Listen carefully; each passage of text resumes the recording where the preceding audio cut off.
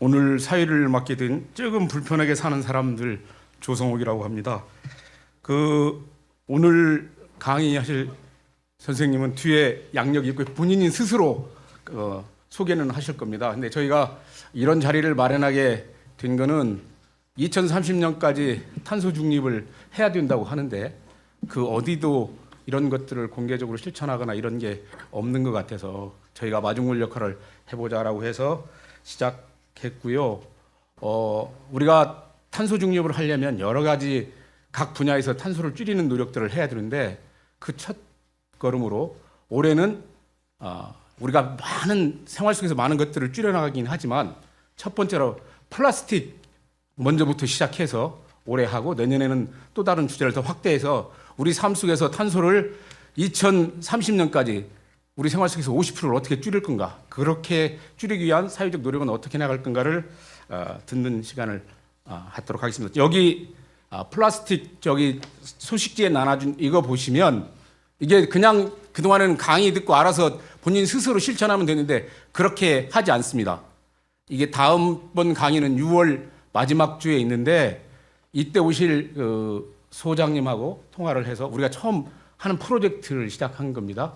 각자가 매주 쓰레기를 분리하거나 해서 버릴 때 무게를 달고 그리고 개수를 적어서 이걸 제출하면 과연 우리가 말로만 이렇게 뭐 줄이겠다 이런 게 아니라 내가 일주일 삶 속에서 그래서 2달간 하는 건 뭐냐면 노력 안 해도 돼요.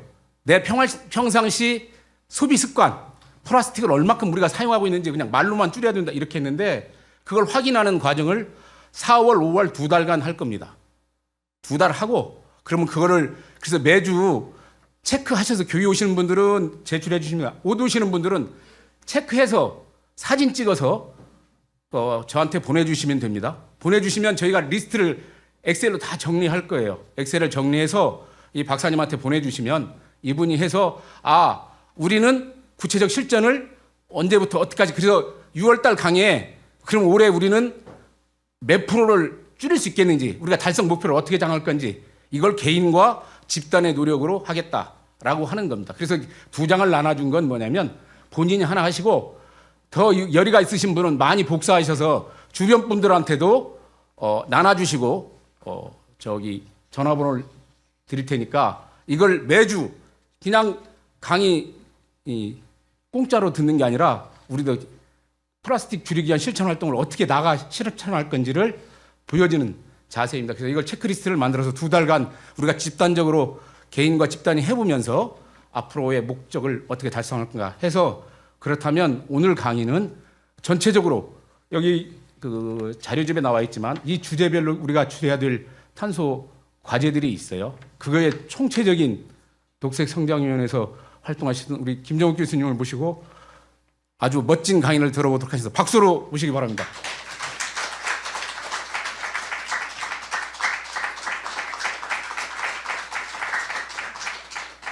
여러분 안녕하세요. 반갑습니다. 네. 점심 잘 먹고 오셨지요? 예, 지금 잠이 올 시간이 됐으니까 그냥 주무시면 됩니다. 주무시고 잠이 안 오시는 분만 제 이야기를 들어주십시오. 저는 서울대학교 토목과를 나왔는데 모든 학과를 봐도 제가 직업으로 가지고 싶은 전공이 없더라고요. 근데 72년도에 스웨덴에서 인간 환경 회의를 딱 했다 그래서 듣고 환경 같으면 내가 참 평생에 직업 가질 만하다. 그래서 제가 $870 딱 끌고 모아가지고 미국 가서 환경 공부해가지고 뭐 죽기 살기로 공부했죠. 그러면 나중에 이제 그 학교 간 사람 이야기 들으니까 제가 전설에 돼 있다 그러대요. 그래서 제가 이런 일을 했습니다. 여러 가지 일들. 브라질에 가면 저렇게 무덤들이 보면 딱 똑같은 모습 하고 있잖아요. 저기 하루에 저렇게 만든 무덤이 저렇게 많습니다.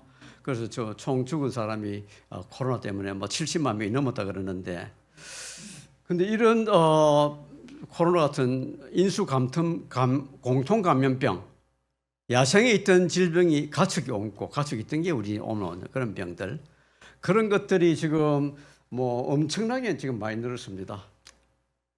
근데 그 중에 좀 특별한 병이 하나 있는데 광우병.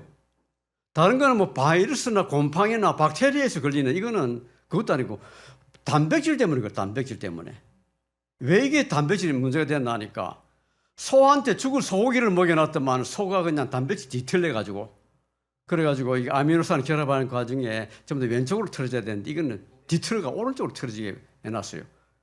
저게 근데 다른 단백질이 저 단백질을 만나면 그 프리온으로 바꿔버리는 거예요. 옛날에 저기 그 드라큘라 혹시 영화 보신 분 계시나요? 여기는 좀 젊은 사람이라서 잘 모르구나. 그 피를 빨리면 전부 다 드라큘라가 되잖아요. 이게 또 그 꼴이에요. 그래서 이게 병균 단위가 그렇게 많이 퍼졌습니다. 그런데 이 이야기하는 이유가 광우병을 잘못 관리한 나라들이 코로나도 다 실패했습니다. 관리를 못 해가지고. 이 광우병이 죽을 소한테 죽을 소고기를 먹어서 이렇게 됐거든요. 성경에 뭐라 그랬나요? 죽은 소고기 먹지 마라 그랬죠. 이런 것들을 사람들이 참 해가지고 이런 병이 걸렸습니다. 성경에 보면 참 틀린 말이 없죠. 그런데 이런 질병들이 지난 50년 동안 엄청나게 많이 늘었습니다. 지금 코로나 끝이 아니고 우리가 알고 있는 바이러스가 한 800만 종이 되고요. 곰팡이가 600만 종. 앞으로 올 수 있는 질병은 무궁무진합니다. 최근에 제가 요 이상한 병이 많이 돌았는데 제가 세 건을 알고 있는데요.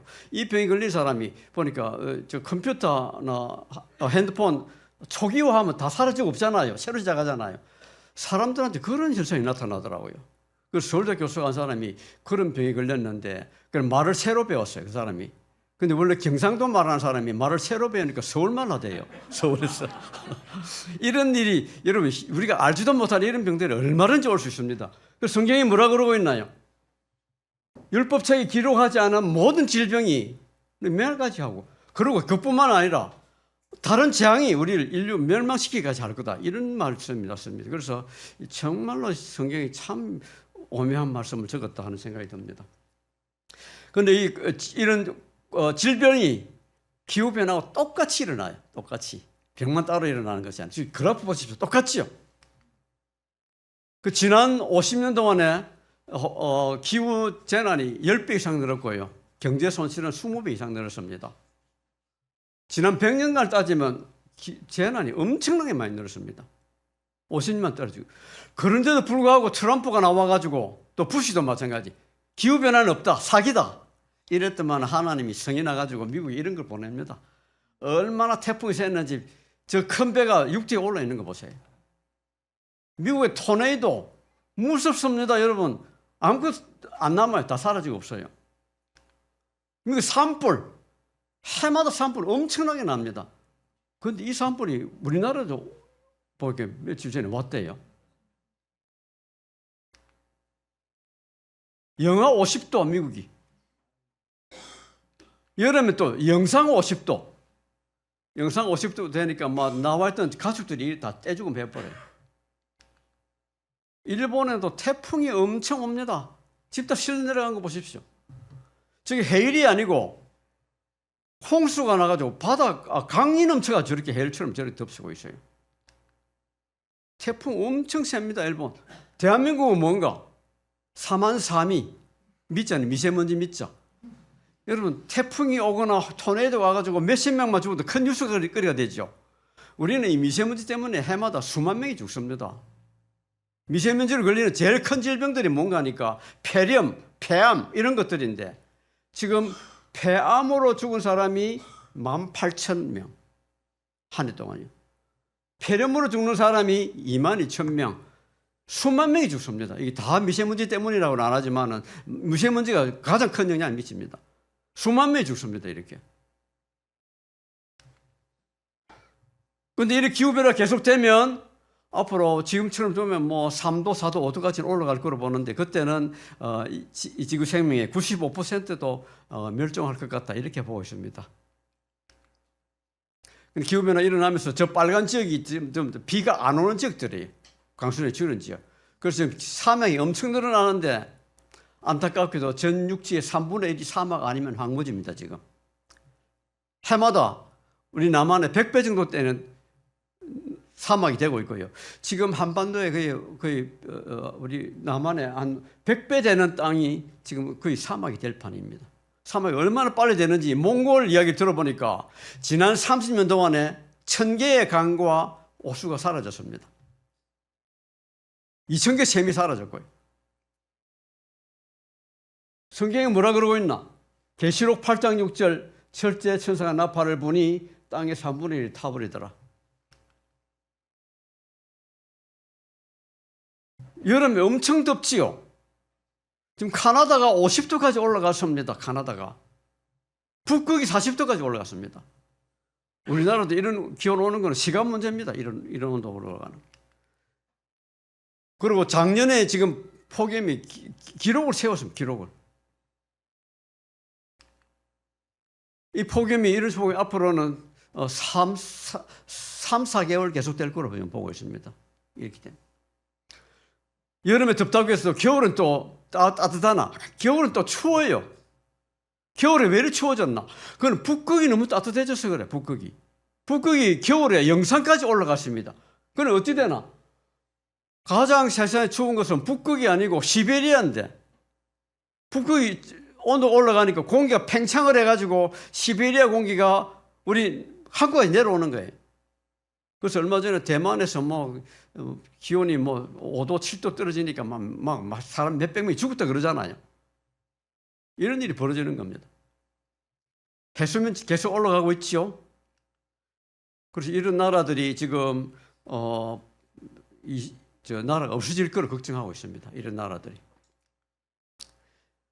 해수면 올라간 것만 아니라 또 파도가 세가지고 해안이 이렇게 침식되는 거 보십시오. 해안 침식되는 거. 저 미인이 제 딸인데 오늘 이 자리에 와가 있습니다. 나이가 70이 돼가는데도 철이 안 드네요, 아직.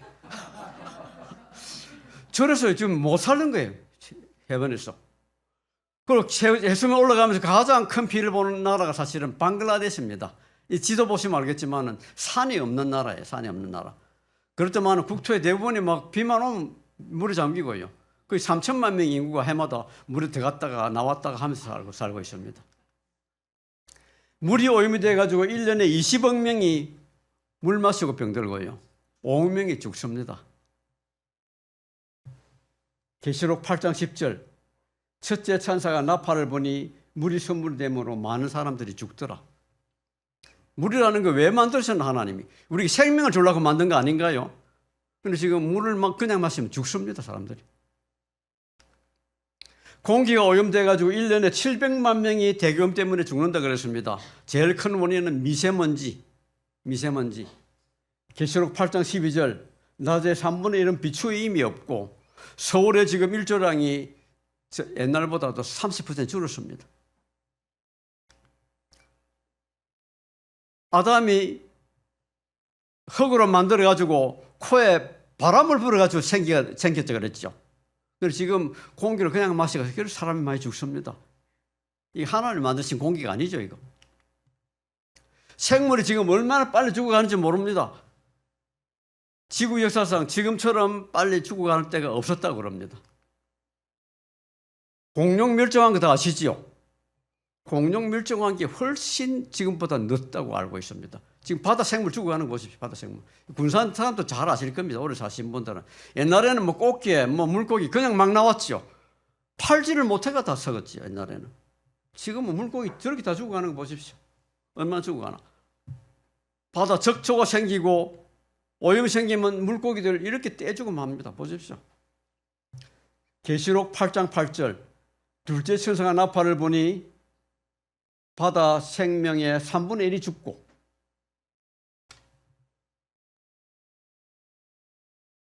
지금 벌레들이 굉장히 빨리 죽어요. 이 독일에서 조사한 건데 저기 없어지는 거 보지, 벌레 없어지는 거.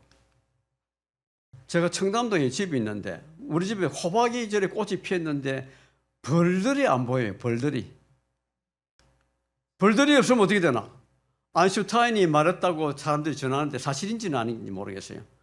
벌들이 사라지면 인류는 4년밖에 살지 못한다. 그래 이야기했습니다. 벌들이 우리 식량의 80% 가까이 생산하는데 벌들이 없으면 먹을 게 없어요. 그런데 벌들이 왜 이렇게 많이 죽나? 제일 큰 이유는 농약 때문에 그렇습니다. 기후변화도 있지만 농약. 그래서 벌 죽이는 농약을 안 써야 된다고 이렇게 캠페인 벌이고 있는데 우리나라에서는 뭐 별로 그런 이야기가 별로 없지요. 그래서 앞으로 이 기후변화를 막으려고 그러면 산업화 이전보다도 기온이 2도 이상 올라가면 우리는 이걸 제어할 수가 없다. 2도 이상은 절대 올라서는 안 된다. 이렇게 우리가 결론을 맺고 있습니다. 그보다 더 올라가면 시베리아에는 엄청난 양의 메탄가스가 얼어가 있는데 그게 하면 녹아 분출되면 뭐 뒤덮을 수가 없습니다. 기온을 잡을 수가 없습니다. 그래서 2도. 근데 2도는 위험하기 때문에 1.5도를 목표로 잡았습니다. 1.5도. 근데 지난 2010년도에 보니까 평균이 벌써 1.1도가 올랐습니다. 0.4도가 여유가 남았어요. 그리고 작년에는 최고 더운 이게 작년인데 1.55도가 벌써 올라 버렸습니다. 근데 이건 한 해는 그래 오를 수 있으니까 10년으로 이제 평균 내가 이제 보려 그러는데 우리가 이거 좀 이제 경각심을 가져야 됩니다. 너무 많이 올라 버려 작년에. 왜 1.5도가 올라야 되는 1.5도를 제한해야 되느냐 하니까 만약 2도가 오를 경우에는 지구에 기후 난민이 수억 명이 생긴다고 봤어요. 수억 명이.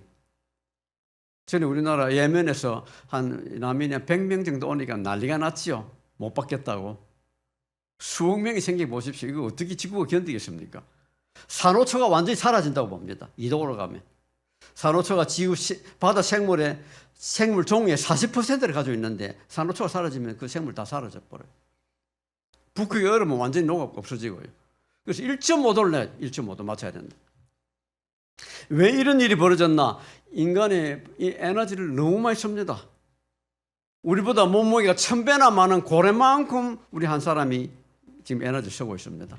이걸 지구가 감당할 수가 없는 거예요. 그리고 한 사람이 나서 죽을 때까지 작은 몸무게의 수천 배의 자원을 쓰레기로 만들어 버립니다.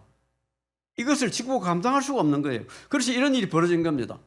쓰레기를 얼마나 버리나 한번 보십시오. 여기 군산에도 아마 시골에 가보면 마찬가지일 거예요.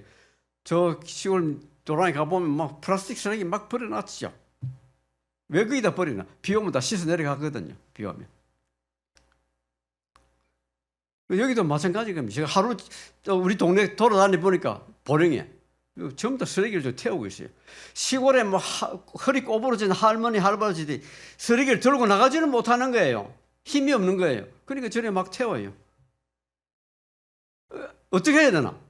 시골에도 쓰레기 담당하는 사람을 지명해가지고 뭐 한 달에 뭐 돈 50만 원만 줘도 충분히 다 일할 사람들 있어요. 이장을 시키든지 해가지고. 그렇게 하면 되는데 그걸 안 하잖아요. 그러니까 다 태워버립니다.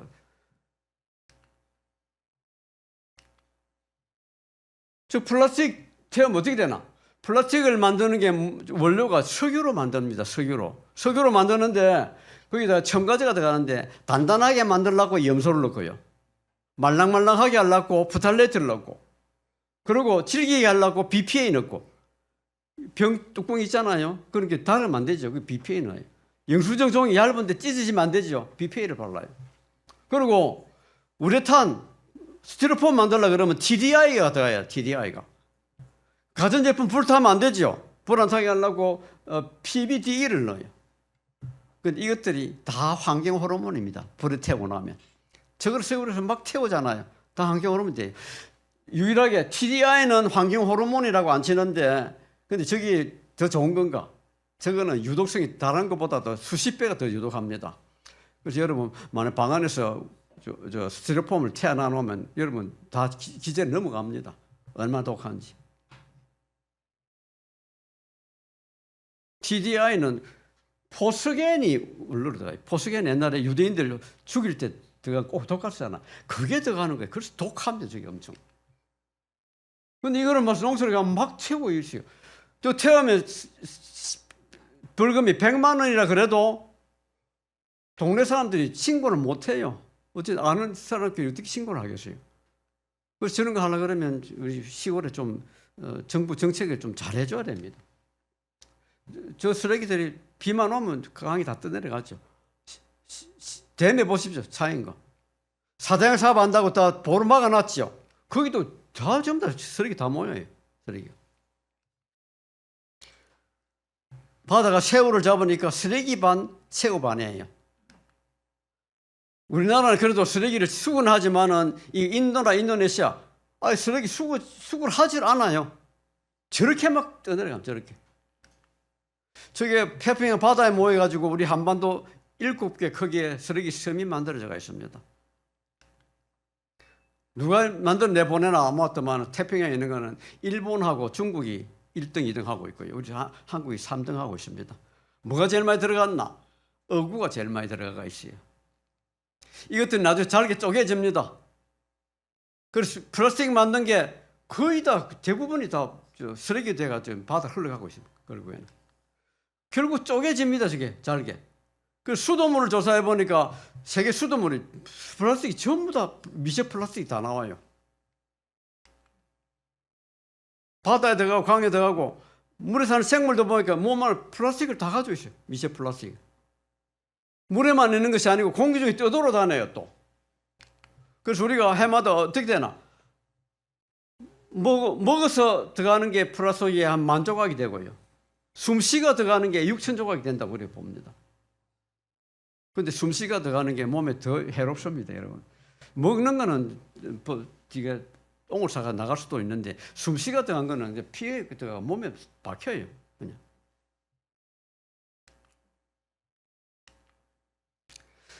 그런 것들이 많은 것들이 환경 호르몬이 돼가지고 환경 호르몬이 하는 게 뭔가 하니까 불구 만들고요. 자식 못 낳게 하고 그리고 암 발생하게 그게 환경 호르몬의 가장 중요한 역할입니다. 그래서 남자들 조사해 보니까 지난 50년 동안에 정제수가 절반으로 줄었습니다. 절반으로. 앞으로 또 절반이 더 줄면 이제 애를 가지기가 힘들다고 봅니다. 정자만 주는 것이 아니고 남성 호르몬도 거의 절반으로 줄었어요. 지난 50년 동안에. 그래서 이 기형을 만들어내는데 요새 기형이 얼마나 많이 생겨나는지 보십시오. 전부 다 저렇게 잘못된 게 막 나타나요.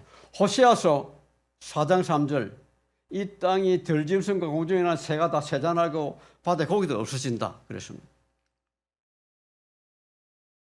그래서 지금 그럼 살면 지구가 모자라요. 그래서 지구가 1.7개가 있어야 지금 인류를 지탱할 수 있다 그러는데 우리 한국 사람처럼 살면 지구가 3.5개가 있어야 돼요. 지구가 모자라니까 지금 기후변화나 이런 게 다 일어나는 겁니다. 그래서 이걸 막으려고 그러면 1.5도에 한계 맞추려고 그러면 앞으로 2050년까지는 탄소 중립을 해야 되고 온실가스 안 내보내야 되고 2도를 맞추려면 2075년까지 온실가스를 안 내보내야 됩니다. 근데 지금까지 세계 각국이 온실가스 얼마를 줄이겠다 하는 계획을 받아보니까 여전히 3도 이상 올라가게 되어 있어요. 기후. 앞으로 더 잘해야 됩니다. 이건 1.5도를 맞추려고 그러면 우리가 남아있는 석유는 90%를 남겨둬야 되고요. 석탄은 90%를 남겨둬야 되고 석유는 60%를 남겨놔야 됩니다. 그런데도 남겨두려고 안 그러죠. 지금 다 팔아가 지금 다 돈 벌라 그러죠.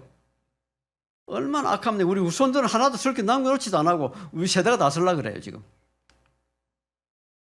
그래서 앞으로 온실가스를 안 내버려야 되는데 2050년까지 그게 1.5도를 맞출 수 있는 길인데 그거를 이제 탄소 중립이라고 이야기해요.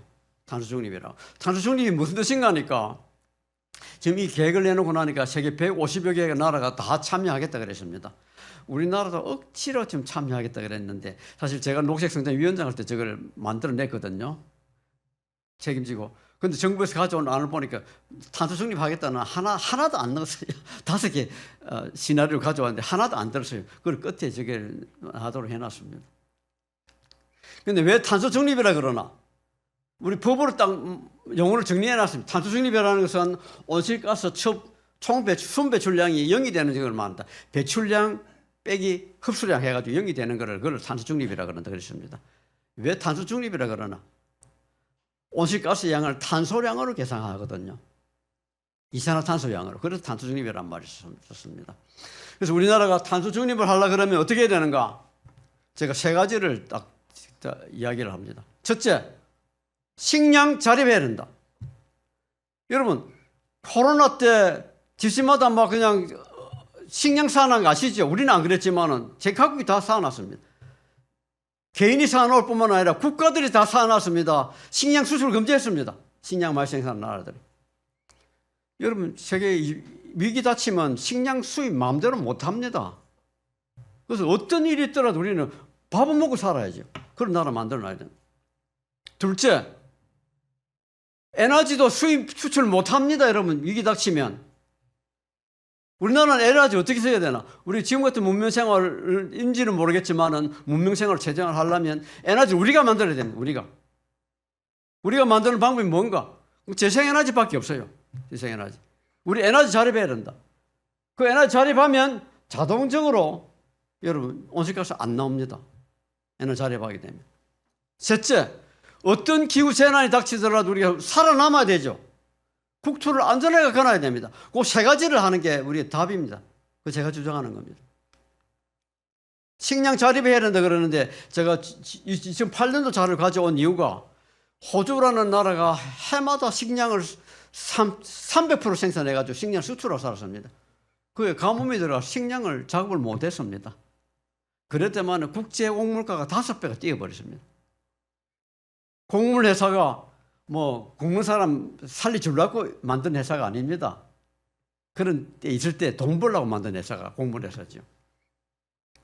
그리고 이 그래프를 보시면 알겠지만 제 강대국들은 모두가 식량 작업 자족합니다. 강대국들은. 덴마크 식량 작업률 30%밖에 안 됐는데 이렇게 안 되겠다. 그래서 지금 작업하고 남습니다. 쿠바 소련 망하고 난 뒤에 많이 굶어 죽었습니다. 식량 작업률 40%밖에 안 돼가 지금 식량 작업합니다. 그런데 식량 작업을 전혀 지금 못한 나라가 일본하고 대한민국인데 지금 대한민국, 일본을 앞서가 따라냅니다. 지금.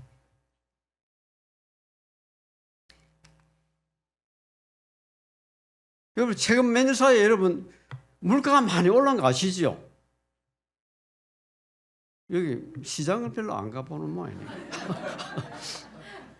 우크라이나 전쟁 때문에 그렇습니다. 우크라이나 전쟁 때문에. 거기서 식량이 안 나오거든요. 그것 때문에. 러시아하고 우크라이나 식량을 수출 못 하거든요. 그러니까 물가가 지금 막 오른 겁니다. 여러분. 우리나라는 70년대 이래로 농지 면적이 70%가 줄었는데 곡물 작업률은 18%로 떨어졌습니다. 곡물 작업률이. 이거는 인농지에서도 농사를 제대로 못 짓고 있다는 증거입니다. 스위스는 식량 작업을 못 해가지고 어떻게 했나? 법률에다 헌법에다가 농부는 책임지기로 정부에 책임지기로 딱 그렇게 헌법에 박아놨어요. 헌법에다 딱 써놨습니다. 그래서 우리는 그냥 농부라 그러죠. 농민이라 그러죠. 여기서는 농민이 안 그러고 농업사, 변호사, 판사같이 이렇게 사자를 붙여가지고 자격증을 줍니다. 그리고 정부에서 공부를 3년간 시키고요. 대우를 해줍니다. 어쨌든지 먹고 살도록 해줍니다. 우리는 농민들이 막 살이 남아 돈다고 막 해가지고 살 생산했다가 그것도 수입 안 해주고 하는데 양곡법 다 참고 안 시키고 하는데 그런 일은 스위스에서는 없습니다. 우리가 살이 남아 돈다고 이야기하는데 그건 왜 남아 도나? 식량 수입한 살 때문에 우리나라 생산량이 게 남아 도는 거예요. 실제로 남는 게 아닙니다. 그거는. 그래서 우리 식량 생산에 도움을 주려고 그러면 도시에 있는 여러분들도 농사를 좀 지어야 됩니다. 농사를 지어야 됩니다. 그리고 식량은 수송하는 과정에 온실가스가 많이 발생해요. 실제로는. 특히 우리나라는 해외에서 많이 수입하잖아요. 얼마나 많이 발생하겠어요. 그래서 되도록이면 자기 지방에서 생산한 식량을 사 먹어줘야 됩니다. 장날을 이용하든지 해가지고. 우리나라 식량은 어떻게 되나? 식량이 모두 서울의 가락시장으로 다 가요. 그 도매를 거쳐서 도로 위로 내려와요. 근데 사람들이 이상하다 그러면서 서울보다도 지방이 더 왜 그 농산물 비싸나 그렇게 이야기합니다. 그 때문에 그래요. 그래서 여러분 여기서 생산되는 걸 많이 먹어 주셔야 됩니다. 식량이 지금 문제가 언젠가 닥칠 거기 때문에 여러분 지붕에서도 막 식량 생산합니다. 이게 뉴욕에서 생산하는데 세계에서 지붕 생산 제일 많이 한 나라가 미국입니다. 미국 뉴욕이 이렇게 생산합니다. 다 뉴욕입니다. 뉴욕. 이것도 뉴욕. 다른 나라에서도 다 지붕에 식량 생산 막 하고 있습니다. 이렇게. 저희 집에도 식량을 지붕에 좀 생산했었는데 이렇게 딱 하면 조금만 땅 가져도 우리가 이 상수를 다 못 먹습니다. 나눠줘야 됩니다. 뭐 그런만 주고 농약 안 치면 농사 안 된다 하는 거는 사실은 거짓말입니다. 다 땅이 건강하면 식물을 다 이겨낼, 해충 다 이겨냅니다. 뭐가 식량 그럼 하나 음식 쓰레기 가지고 그럼 하고요. 그렇습니다. 제가 보령에도 집이 있는데 마당이 이쁘지요. 제가 가꾼 겁니다. 저기도 한쪽에 농사를 짓는데요. 저 지게꾼이 접니다. 여기도 음식 쓰레기 묻어가지고 풀 뺀 거하고 그런 만들어가 농사 짓습니다. 시골에서 농사만 지을 뿐만 아니라 에너지도 스스로 만들어냅니다. 그래서 이런 에너지 자립 마을들이 농경 마을들 자꾸 생겨나요. 우리나라 서천에도 보면 이렇게 산놀 마을이라고 해서 에너지 자립 마을 만들어 놨습니다. 그리고 농사만 짓는 것이 아니고 에너지 생산한다 그랬는데 여러분 저기 위에 판넬을 갖다가 투명한 거를 깔아 놓으면 농사도 짓는데 별 지장이 없겠지요. 그리고 포도를 생산하는데 그럴 줬더만은 생산이 오히려 60% 늘었다는 그런 보도가 있습니다. 그럼 산에 가보면 남향면에 나무가 잘 자라나요? 북향면에 나무가 잘 자라나요? 예? 남향면이라고 다들 이야기하겠지요. 북향면이 훨씬 잘 자랍니다. 북향면에 수분이 도망을 안 가가지고 그래서 더 잘 자랍니다. 그 등산 안 하신 분이죠. 금방 남향면 안 불어. 기후에 어떤 기후 재앙이 오더라도 우리가 살아남아야 됩니다. 그렇게 하기 위해서 우리가 앞으로 비 많이 오는 거, 홍수에 대비해야 되고 가뭄에 대비해야 되고 또 해수면 올라가는 거, 파도에 대비 잘해야 됩니다. 제가 많은 걸 설명 안 하고 홍수만 설명하겠습니다. 홍수가 2020년에 우리나라 홍수 기록을 나왔어요. 50일 동안에 850mm 비가 와가지고 이 최고의 홍수 기록이라고 했습니다. 그러면서 4개의 강이 다 터졌는데 우리도 다 터졌나? 처음 다 댐에서 다 터져. 댐에서 물 갑자기 내려보내가 다 터진 겁니다. 사람이 죽고 그랬습니다. 댐이 터지면 안 되니까 터지기 전에 미리 물을 다 빼버린 거예요. 그러면서 이런 일이 벌어졌습니다. 터졌으면 더 큰일 났죠. 여러분 댐이 절대로 여러분 홍수를 못 막아줍니다. 왜 그러나? 여러분 댐을 이야기할 때 지을 때 그러죠. 이 댐 지어가지고 가뭄도 막고 홍수도 막는다고. 말은 쉽지만은 여러분 가뭄 막으려고 그러면 물을 채워놔야 되고 홍수 막으려면 댐을 비워내야 되고 두 개를 동시에 할 수 있나요? 근데 우리는 어떻게 하는? 댐에 있는 물을 팔면 돈이 되기 때문에 주로 가뭄에 대비를 합니다. 홍수 대비를 하는 게 아니고. 그리고 홍수 오면 확 터가 사람 다 죽이는 거예요. 그때. 특히나 댐을 줄줄이 다 놓으면 그거는 정말 큰 재앙거리입니다. 큰 재앙거리. 낙동강에는 지금 댐을 13개를 줄줄이 놔가지고 물이 흐르질 않습니다. 저렇게 딱딱딱 저렇게 갇혀가 있죠. 제일 위에 하나 터졌다. 아래 줄줄이 터질 가능성이 있는 겁니다. 여러분 왜 이런 이야기를 하는가? 먼저 얼마 전에 리비아에서 큰 홍수가 나가지고 도시가 다 떠내려가 없어졌는데 그 이유가 뭔가? 큰 비가 왔다면 제 위에 댐이 터졌어요. 아래 댐은 저절로 터집니다. 이 도시는 회복을 못한다고 알고 있습니다. 제일 큰 홍수 피해는 어디서 났나? 중국에서 났는데 옛날 75년도에 하루에 1000mm 비가 와버렸어요. 1000mm. 그렇지만은 양자강 지류에 있는 판교댐이 무너져 버렸는데 그 무너지고 나니까 그 아래 60개 댐이 줄줄 다 무너졌어요. 20몇 명이 죽었습니다. 20만 명이.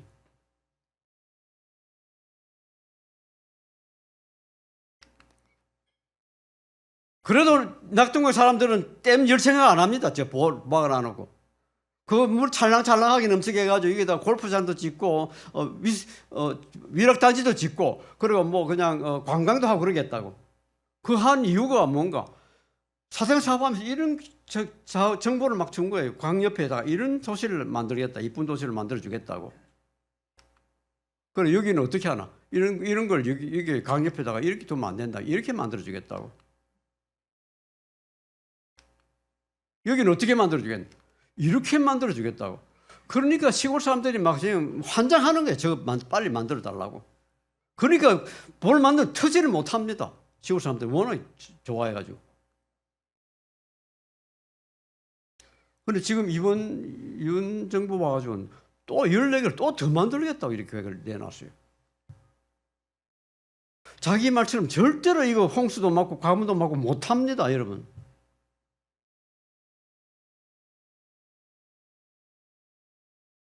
기후 대책을 이야기할게요.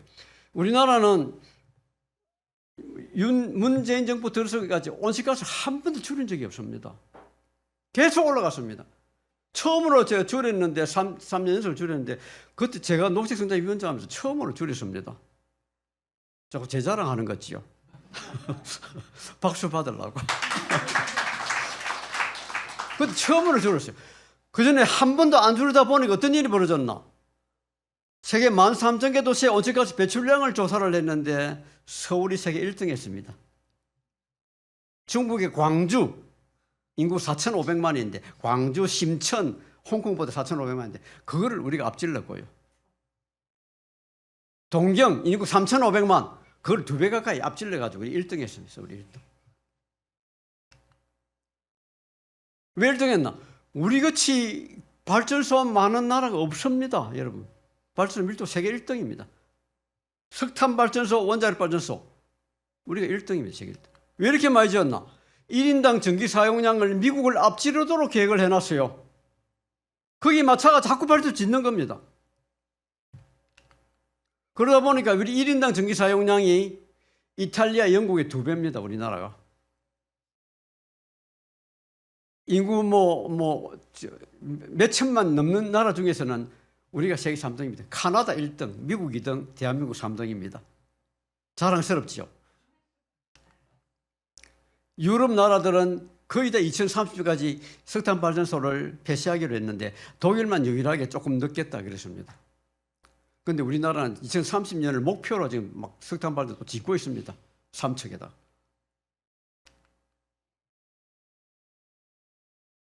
독일 2050년까지 탄소 중립하겠다 그랬다가 그걸 땡겨가지고 2045년까지 하겠다 그랬습니다. 영국 마찬가지 계획을 내놨습니다. 영국 비슷한 계획. 가장 에너지 정책 잘하는 나라는 덴마크로 알려지고 있는데요. 덴마크는 지난 40년 동안 에너지 사용이 하나도 안 늘어났습니다. 에너지 사용 안 늘어나니까 이 나라가 원시 사회로 돌아갔나? 아닙니다. 지금 세계에서 제일 잘 사는 나라가 됐습니다. 어떻게 해서 에너지 안 쓰게 됐나?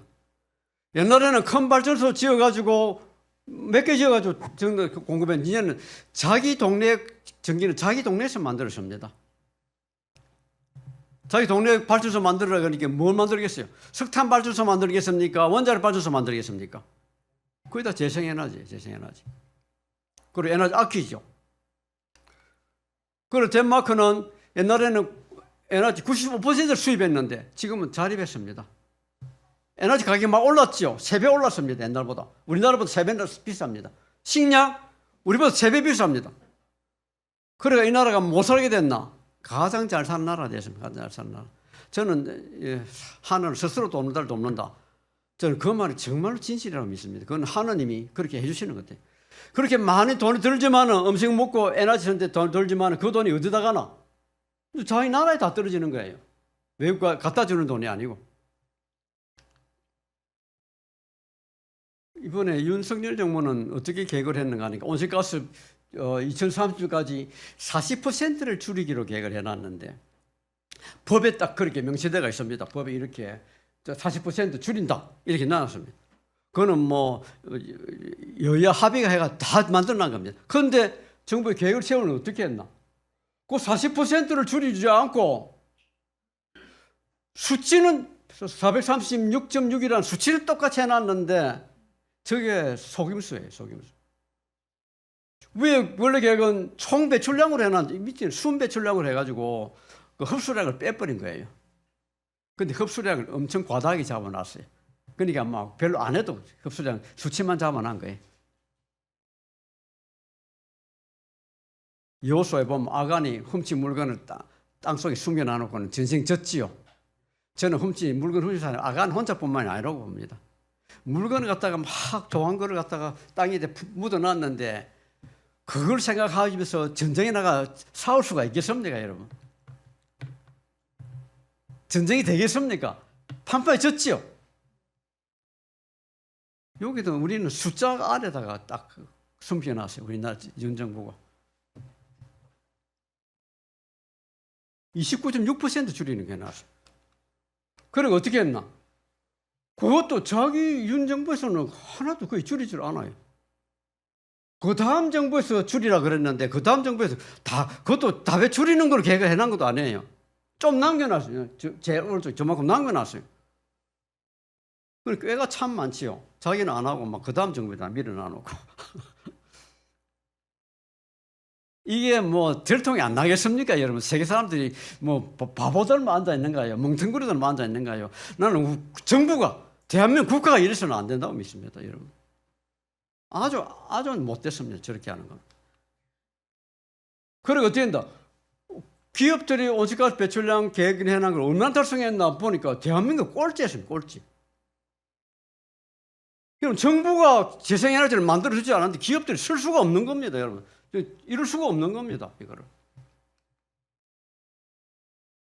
1992년대 교토 협약할 때 우리는 후진국이니까 온실가스 줄 수 없다. 그래 빠졌습니다. 그때는 우리가 온실가스 배출량 1인당 배출량이 다른 선진국의 절반밖에 안 됐어요.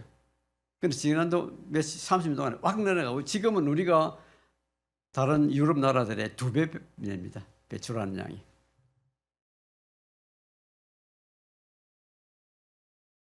재생에너지 비중 우리가 OECD 꼴찌입니다. 꼴찌. 우리는 2030년까지 스마트 그리드를 하도록 법을 만들어놓은 제가 녹색선생 위원장 할 때 확정해놨습니다.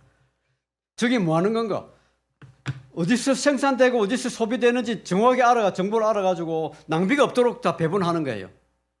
그리고 집집마다 계량기를 진보된 걸 달아가지고 좋은 걸 달아가지고 그 집에서 스마트폰 가지고 핸드폰 가지고 자기 집에 전기 연기에 끌 수도 있고요, 켤 수도 있고 비싼 때는 끄고 값쌀 때는 쓰고 그렇게 하도록 할 수가 있는 겁니다.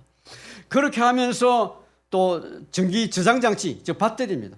전기 남을 때 저장하고 모자랄 때 내보내가지고 저런 걸 만들게 되어 있습니다. 저런 걸 만들어 가지고 우리 발전소를 어떻게 돌리나? 최고로 전기 많이 사용될 때를 대표가 발전 돌리거든요. 그 여유를 주고. 그런데 그래서 스마트 그리드를 하고 그런 걸 하면서 피크량을 딱 줄였다. 그럼 어떻게 되나? 발전소 그만큼 안 돌려도 돼요. 실증적으로도 다 증명되고 있습니다. 25% 정도는 30% 정도는 그냥 줄일 수 있다. 정말 잘해도. 줄일 국리를 하나도 안 하고 지금 늘 국리만 한 거예요, 우리나라 정부가. 그래서 우리가 앞으로 여러분 에너지 효율을 잘 올리고 하면 30% 줄일 수 있습니다. 20%는 특히 줄입니다. 특히 우리가 절약 잘하면 또 줄일 수 있습니다. 20% 줄일 수 있습니다. 그럼 우리가 1년에 에너지 수입비가 200조 원을 들었네. 200조 원을. 엄청난 돈입니다. 그거를 국내에 쏟아가지고 그 돈으로 우리나라가 스스로 만들고 그럼 우리나라에 돌리면 우리나라 부강해질 수 있습니다. 여러분 잘 살 수 있습니다. 에너지 문제 해결할 수 있습니다. 그렇게 하면. 여러분 가정에서 에너지를 가장 많이 쓰는 데가 어딘가? 에어컨도 아니고 냉장고도 아니고 전기밥솥입니다. 전기밥솥. 하루 종일 그냥 밥 데핀다고 전기 켜놔놓으면 그게 제일 전기를 많이 소모해요. 컴퓨터나 TV 안 볼 때는 코드를 뽑아놔야 됩니다. 코드 뽑기 싫으면 멀티 탭을 달아가 전기를 꺼야 됩니다. 그것만 해도 우리나라 전기에 가정기 15% 절약이 됩니다.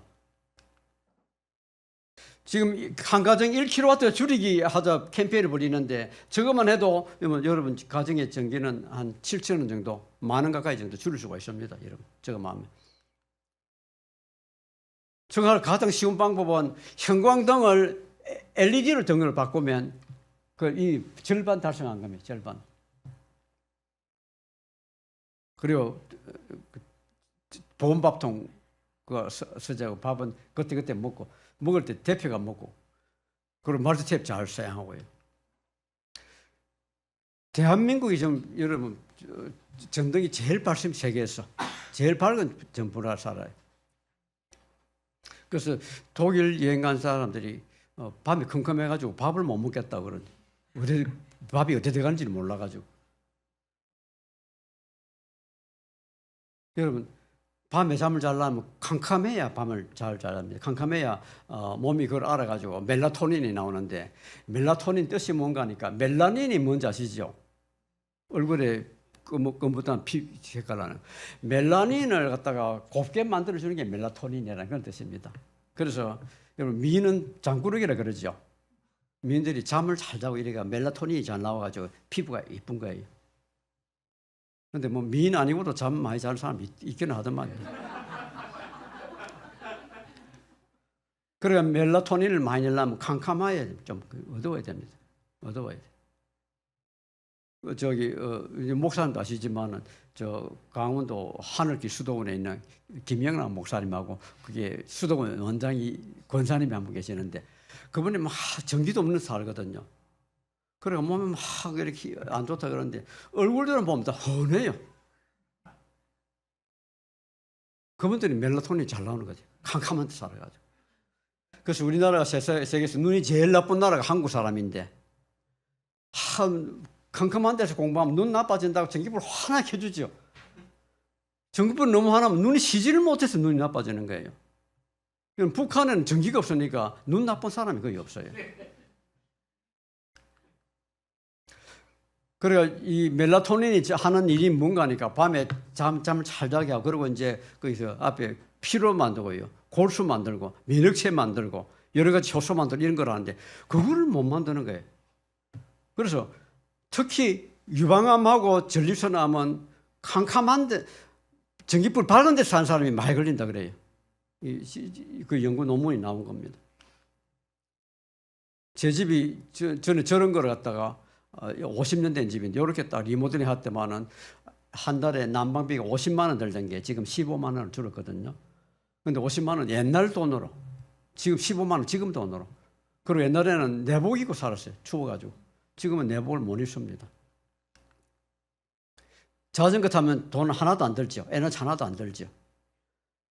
일본 동경대학은 자전거만 들어가시고 자동차는 못 들어갑니다. 학교 안에. 캠퍼스 다 그렇습니다. 동경대.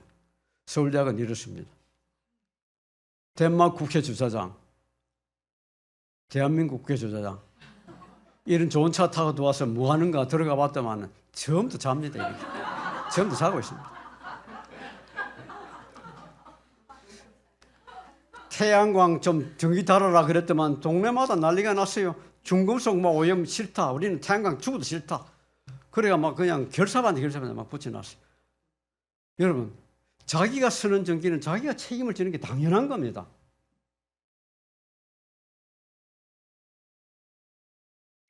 서울 사람들 때문에 송전탑 달고 송전선을 까는데 왜 그 비용을 우리가 다 부담합니까? 왜 군산 사람이 분담합니까? 그걸? 서울 사람이 분담해야죠. 그에 따라서 전기요금이 달라져야 되는 겁니다.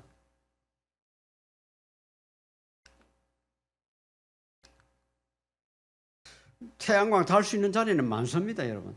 정 땅이 없으면 수직으로 채워도 돼요. 오른쪽 밑에 같이. 수직으로 채우면 아침 저녁으로 발전하는데 발전량이 큰 차가 거의 없어요. 저 보는 집에 이걸 달았는데 저 2007년도, 2006년도 달았으니까 지금 20년 가까이 되네요. 그때 저기 2,300만 원이라 그랬습니다. 지금은 500만 원 아래로 떨어졌습니다. 서면 쓸수록 가격이 팍팍 떨어집니다. 5년마다 절반씩 떨어져요. 저게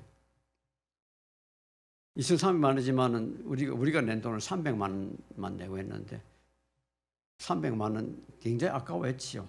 평생 써도 300만 원 안 되는 전기요금이 왜 저기다 내놔고 막 그런 말 누가 하더만요. 저보고. 베란다에 다는 저런 거는 그냥 꼽기만 하면 그냥 콘센트 꼽기만 하면 전기가 들어와요. 이사 갈 때 들고 가도 됩니다. 자기 건물, 자기 전기가 다 만들었습니다. 저런 게 분들. 배, 비행기 마찬가지. 자기 전기 자기가 만들었습니다. 그리고 여러분 물건 아껴 써야 됩니다. 제품에는 원료해서 버릴 때까지 많은 에너지가 들어가고요. 그 제품 30배 크기의 폐기물이 나옵니다. 물건 아끼는 게 그게 아끼는 겁니다. 그리고 음식을 잘 먹어야 됩니다. 잘 먹어야 됩니다. 여러분 호랑이, 사자, 악어 전부 다 송곳니밖에 없어요. 고기 먹는 짐승들은 송곳니밖에 없어요. 어금니 없습니다. 풀 먹는 짐승들 송곳니가 하나도 없어요. 사람은 송곳니가 몇 개인가? 딱 4개입니다. 그래서 하나님 우리 보고 너는 음식을 32분의 4만 먹어라. 8분의 1만 먹어라. 고기는. 고기 정도는. 그렇게 해서 이렇게 만드셨는데 고기를 지금 너무 많이 먹어서 문제가 돼요. 사람이 먹는 고기를 찾아보니까 살 먹는 거나 고기 먹는 거나 무게가 같아요. 우리 한국 사람이. 고기 먹는 양은 5분의 1 정도로 줄여야 됩니다. 해산물은 제가 치지를 않겠어요. 해산물은 육질이 그렇게 큰 해를 주는 게 아니니까. 지금 고기를 너무 많이 먹기 때문에 고기 먹는 짐승 키우느라고 전 육지의 30%가 지금 짐승 사는 땅입니다. 농사 열심히 지만 농산물 33%는 가축 사료입니다. 소고기를 먹어가지고 에너지 해결하려고 그러면 땅이 100배가 많이 필요해요.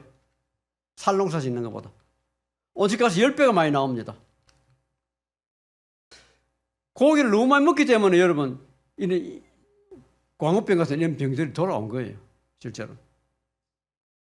그 땅을 갖다가 막 그냥 야생지를 침입해가지고 가축 키우다 보니까 야생에는 병균이 온 거고요. 가축이 온 게 우리 온 겁니다. 그리고 축산이 온실가스 거의 20%를 만드네. 축산하는 것이. 우리는 탄소 중립을 해야 되는데 탄소 중립 유럽은 지난 35년간 해온 거를 앞으로 25년 안에 하면 됩니다. 대한민국은 전혀 해보지 않은 걸 앞으로 사반세기 안에 해놔야 됩니다. 그래서 이거를 못한다고 생각하는 사람이 굉장히 많은 것 같은데 저는 좀 긍정적으로 봤으면 좋겠어요. 왜냐하면 우리나라가 지난 사반세기 동안에 이룩한 게 많습니다. 한국 사람들이. 뭘 다 이룩했나? 일본이 우리나라 나무를 다 베갔습니다. 여러분 일제시대 때. 그런 거를 25년 만에 이렇게 녹화 성공했습니다. 이런 일을 한 민족은 세계에서 한국밖에 없다고 알고 있습니다. 한국밖에. 30년 전에 서울의 교통 보십시오. 저렇게 엉망이었습니다. 저거 지금 어떻게 만들었나? 지금 세계에서 가장 훌륭한 대중교통 시스템을 우리가 만든 나라입니다. 지금은. 4번세기 만에. 이 시스템 보십시오. 정말 잘 돼 있거든요. 청계천 얼마나 더러웠습니까? 저거를 딱 이렇게 고쳤습니다. 우리나라 방문하는 외국인들 저거 필수 코스 아닙니까? 방문 필수 코스. 강물 옛날에 얼마나 더러웠는데요. 서울의 안양천, 중랑천 여러분 근처에 못 갑니다. 냄새가 나서. 똥 냄새가 나서. 그걸 딱 저렇게 지금은 강 옆이 오히려 집이 더 비쌉니다. 양재천도 비롯해가지고. 쓰레기 문제. 90년대까지 쓰레기 세계 가장 크고 더러운 난지도 투기장, 쓰레기 투기장 저랬습니다. 저걸 지금 어떻게 했나? 딱 이렇게 고쳤어요. 이렇게.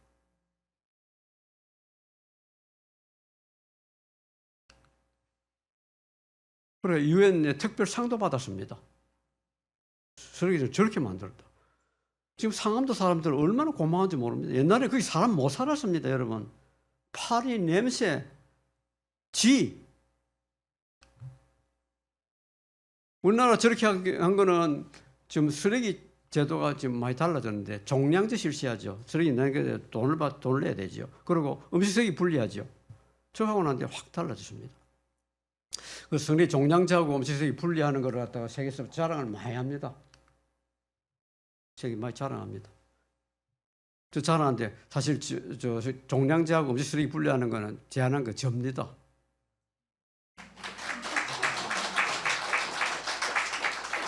정부에서 존경하는 김정우 교수가 하니까 우리 해보자 이래서 한 게 아니고 정부와 관계가 엄청 나빴어. 제일 나빴습니다.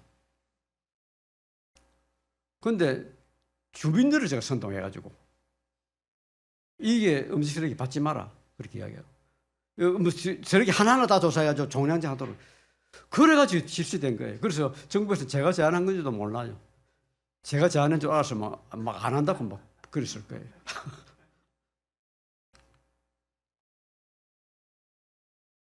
저걸 칭찬하는 이유가 여러분 외국에 가보면 길 쓰레기가 저렇습니다. 담배 꽁초 버린 거 보시면 런던에. 저기에 비해서 우리나라 한국 사람들 너무 잘하죠 이렇게.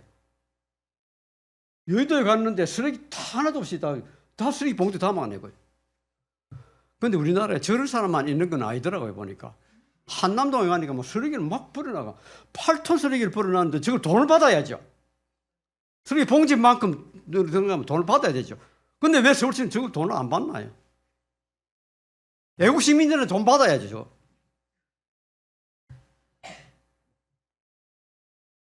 왜 돈을 안 받나요? 광화문에 뭐 그냥 설치해놓은 그거는 막 돈을 받아가면서 저건 왜 돈을 안 받나요? 여러분 또 자랑할 거리가 있습니다. 여러분 우리 삼성, LG, 현대가 옛날에는 보줄 거 없습니다. 90년대까지 여러분 아무것도 아니었습니다. 90년에 세계 50대 기업을 차리는데 일본 기업이 32개인가 33개인가 있었고요. 그 다음에 미국, 독일 조금 있었습니다. 우리나라는 근처도 못 갔습니다. 근데 90년대 들어서 어떻게 했나? 녹색 경영을 해야 되겠다 해서 수조원을 투자했습니다. 그러고는 지금 30년째 계속하지 않습니까? 세계 1등급에 올라섰습니다. 대우는 어떻게 했나? 우리는 너무 바빠, 할 일이 너무 바빠가 그런 거 못한다 그랬습니다. 대우는 어떻게 됐나 그러고. 저는 이건 하나님 뜻이라고 믿습니다, 목사님. 절고 사람 속이고 거짓말하고 그렇게 해서는 절대 성공 못합니다, 이거는. 또 우리나라 세계가 참 자랑할 만한 게 대통령 4사람을 감옥에 보냈습니다. 지금 한 사람 버티고 있고요. 그런데 이거 절대로 놀랄 일 아닙니다. 여러분 성경 보십시오. 옛날에 유대하고 이스라엘에 훌륭한 임금이 많던가요? 악한 임금이 많던가요? 악한 임금이 훨씬 많습니다. 여러분 세계 다 그렇습니다. 그만큼 한국 사람들이 기가 세가지고 저래요. 여러분 우리 조선시대 보면 그렇게 못된 임금이 많지 않지요. 우리나라는 좀 특별한 나라였습니다. 여러분 우리 조선시대마다 공부 안 하면 임금이 안 됩니다. 그때는. 임금제가 일 안 하고 술만 마시고 놀기만 하면 파멸시킵니다. 그때. 연산군 광해군은 그렇게 타락됐잖아요.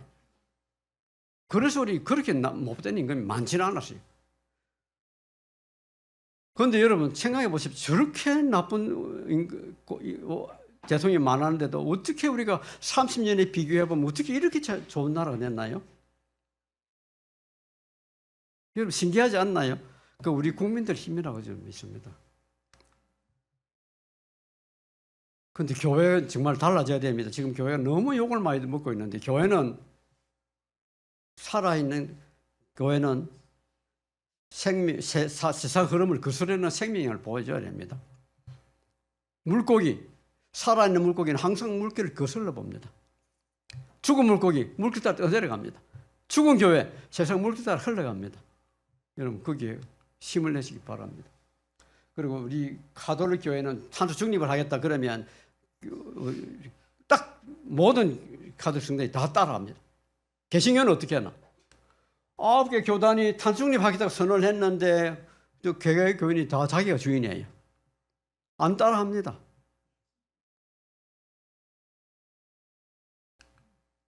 녹색교회 여기 가입됐나요?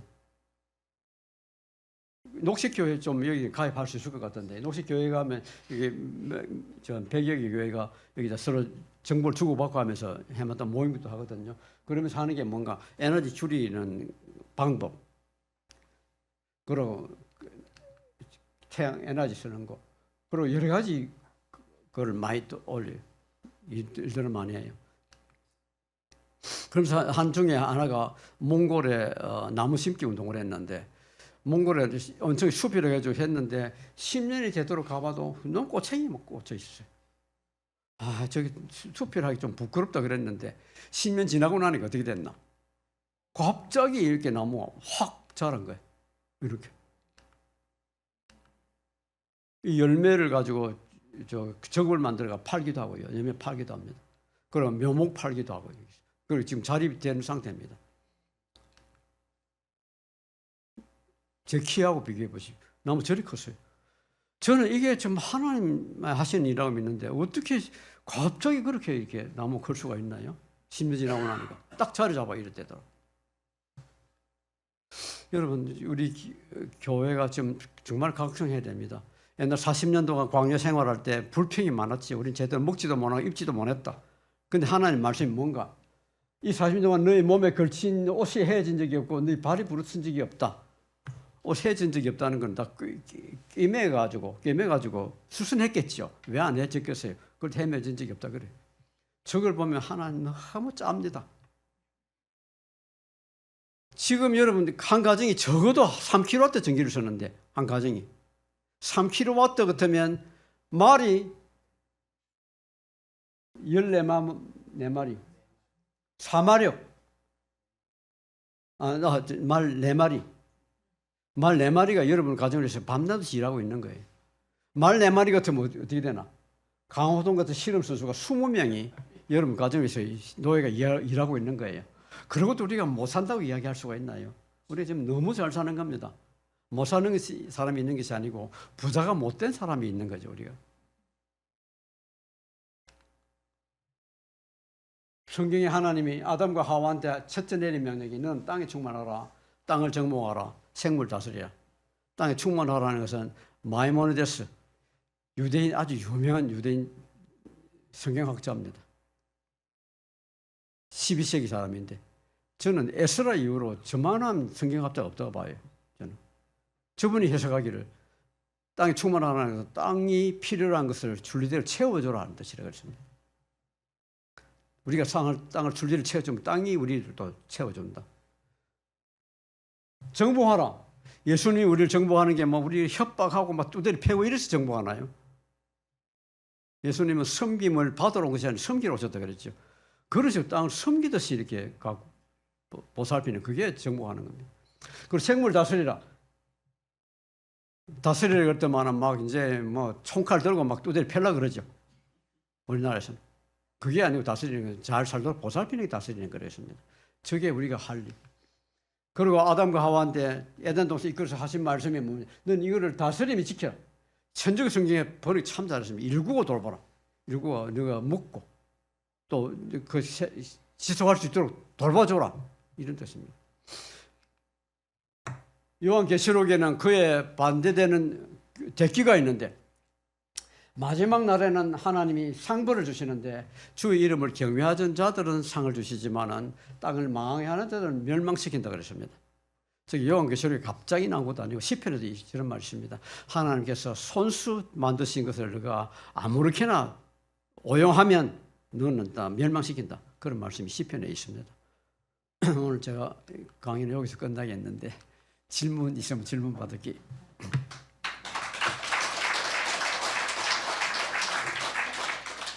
예, 저기 그 교수님 잠깐 쉬시라고 퀴즈를 2가지 내겠습니다. 맞추시는 분한테 상품을 드리도록 하겠습니다. 첫 번째, 오늘 교수님이 강의하면서 PPT를 막 보여줬잖아요. 여러분이 본 PPT가 몇 장일까요? 맞추시는 분. 상품 준비 안 했구만. 예? 상품 준비 안 했어. 여러분이 이렇게 순간순간 넘어갔던 PPT 장이 160장이 넘어간답니다. 오늘 보신 여러분은 그 무한한 정보력을 1시간 만에 다 보신 겁니다. 박수 한번 보내주시기 바랍니다. 자, 두 번째, 아까 강사님이 얘기하시기를 이렇게 물건의 이동을 하면서 탄소 배출이 많이 된다. 그걸 줄여야 된다. 이걸 전문 용어로 5글자. 예, 네, 저쪽 뒤에. 말씀하세요.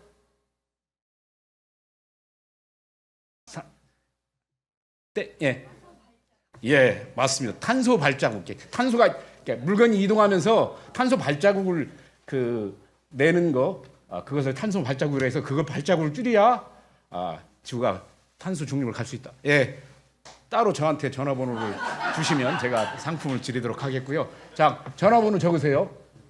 010-9696-7879. 이걸 왜 적냐면 아까 여러분 오늘 강의 공짜가 아니라고 그랬잖아요. 저기 체크리스트 받으셔서 주변과 이 전화번호로, 그러니까 교회에 오신 분은 교회에 매번 제출하시면 되고, 못 오시는 분은 사진 찍어서 저한테 보내주셔야 됩니다. 그리고 더 이 운동을 더 확대하려면 이웃에게도 이거 한번 같이 해보자 2달간. 다른 거 아니에요. 내가 소비 습관을 어떻게 하는지 그걸 확인하자라고 하는 거니까 그렇게 하시면 되고. 자, 이제는 강사님이 이제 잠깐 쉬셨으니까 질문 받겠습니다. 궁금하신 거. 네. 질문에 답이 제대로 될런지는 모르겠는데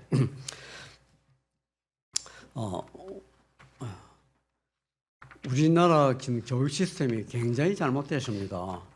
그래서 고등학생들이 지금 서울대학교 스카이 대학 가기 위해서 열심히 공부를 하는데 밤잠 안 자고 공부해야 서울대학 갈 수 있다 그러잖아요. 그래서 잠 안 자고 하는 애들이 정상일 수가 없습니다. 그래서 서울대학교 신입생들 조사해 보니까 절반 이상이 정신이 건강하지 못하다고 이래 나와 있습니다. 그래서 우리가 그런 말을 하면 일소공도 놀스, 일만 하면 소고. 그래서 옛날에 노예들은 돈을 주고 팔았잖아요. 그리고 공부만 하면 도깨비. 그 서울대학교 도깨비가 많습니다. 특히 이번에 윤 대통령은 막 서울대학교 들어간다고도 막 그렇게 죽으라고 공부를 했겠고, 또 고시 공부한다고 9년이나 공부를 했다 그러대요. 그럼 도깨비가 되는 겁니다, 그거는. 그래서 그런 식으로 인재를 키워서는 안 된다고 보고. 그래서 교육하는 목적이 사람의 생존하는 방법을 가르치고, 그리고 올바로 살고, 그런 걸 가르쳐야 되는데 그걸 지금 못 가신 게 지금 큰 문제입니다. 환경 문제를 해결하기 위해서 어떻게 되는가? 여러분 개인적으로 여러분 각오를 가지고 할 수 있는 것도 하는 것도 굉장히 중요합니다. 근데 아까 제가 기업에서 우리나라 왜 그걸 달성을 못하는지 그걸 보여드렸듯이 정부가 정책이 안 됐으면 한번 하고 싶어도 할 수가 없어요. 그래서 정부 정책이 바로 돼야 되는데 그것은 여러분 개인이 할 수 있는 일이 아닙니다. 교회와 납서가 힘을 합쳐가지고 정부에다 이거 건의를 하고 압력을 줘야 되는 겁니다. 그거를 정치적인 이런 이야기 붙여가지고 막 뭐라고 하는데 지금 정치하는 사람 따로 있잖아요. 정강훈 씨. 이런 게 정치지. 이것은 우리 정치라고도 관되기도 하겠지만 그건 우리가 정당하게 해야 되는 겁니다. 그래서 우리 교회가 힘을 합쳐야 되는데 지금 힘이 안 돼가지고 천주교는 힘이 합치지만 그게 안 돼가지고 좀 아쉬운데 앞으로 지금 교회가 정말 새로운 힘을 얻어가지고 하기를 바라겠습니다. 그 위에 다른 질문은 없은 것 같네요. 그래 쉬운 말로 바꿨으면 좋겠는데 그 탄소 중립을 사실 이해 못하는 일반 국민들만 그런 게 아니고 정치가들도 모르는 사람이 많아요. 나 대통령도 알고 있는지 모르겠어요. 사실 잘 모르는 것 같은데. 그래서 이걸 고치고 싶어도 마땅한 단어가 지금 없고 다른 세계가 다 그렇게 쓰고 하니까 이제 우리가 유식해졌다 이렇게 좀 뻐기고 다녀야 될 것 같아요. 어떻게 지금 그 말을 바꿀 방법이 지금은 마땅하지 않은 것입니다. 좋은 단어가 나오면 좋겠긴 하겠는데 탄소 중립이 바로 오직 가서 안 내보내는 거다 이렇게만 알고 있으면 되겠습니다. 탄소 중립이라는 용어가 전 세계적으로 통일된 용어. 통일되어 있습니다. 예.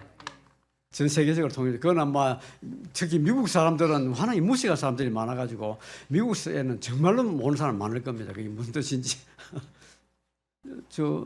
저분이 미국 왔었는지 모르겠는데 아니 미국 아닌가요? 미국엔 정말 무식분들이 많아요.